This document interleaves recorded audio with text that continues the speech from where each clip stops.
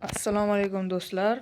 Bugun sizlar bilan qanaqa qilib tez Dream Points yig'ishni, mana shu Dream Points'larni yig'ishni o'rganib chiqamiz. Xo'p, undan avval videoga like bosib, kanalga obuna bo'lish esingizdan chiqmasin. Xo'p, birinchi o'chirtda eng kam beradigan bu karyera matchlari bo'ladi. Karyera matchlarida bitta o'yinda g'alaba qozonsanglar 120 dan 130 tagacha Dream Points beradi. Undan keyin bu yerda Dream Life bo'ladi. Onlayn o'yin. Bu o'yinda g'alaba qozonsanglar, katta shotda yutsanglar 150 dan 160 tagacha Dream Points beradi.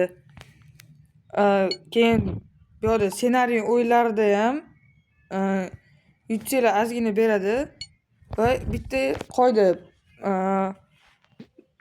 dilashada bir kunda 100 tagacha o'yin o'tkazish mumkin. Bu degani 100 ta o'yin o'ynasanglar, kuniga 100 tadan o'yin o'ynasanglar, faqat karyera matchlarini o'ynasanglar 120 tadan Dream Points bersa ham 100 ga ko'paytirsa 12 ta Dream Points bo'ladi. Dream League Live o'yinini o'ynasanglar 150 tadan bersa 100 ta o'yinda 15 ta bo'ladi. Lekin Dream Live'da hamma ham yuta olmaydi. Shuning uchun karyera o'yinlarini tahlil qilamiz. Karyera o'yinlarida 120 tadan 12 ta bo'lsa, kuniga 12 ta Dream Point topsanglar bo'ladi. Lekin faqat dilasa o'ynolmaydi. Misol kuniga 10 tadan Dream Point topsanglar ham juda katta natija hisoblanadi. Shu sababli agar shu holatda 10 mingdan Dream Points yig'ib 25 kun o'ynasanglar 250 ming Dream Points bo'ladi. Mayli 25 kun emas, shuni 50 kun qilsak ham orada o'ynamay har xil vaziyatlar bo'ladi. 250 mingga yetkazsa bo'ladi. Bu oson yo'llardan biri tezroq yig'ish. Yoki agar pulim bor desanglar, bu yerda sezon passlar ochasizlar. Sezon passlardan ham mana yerda pulslarda Dream Pointslar beradi va bu yerda mana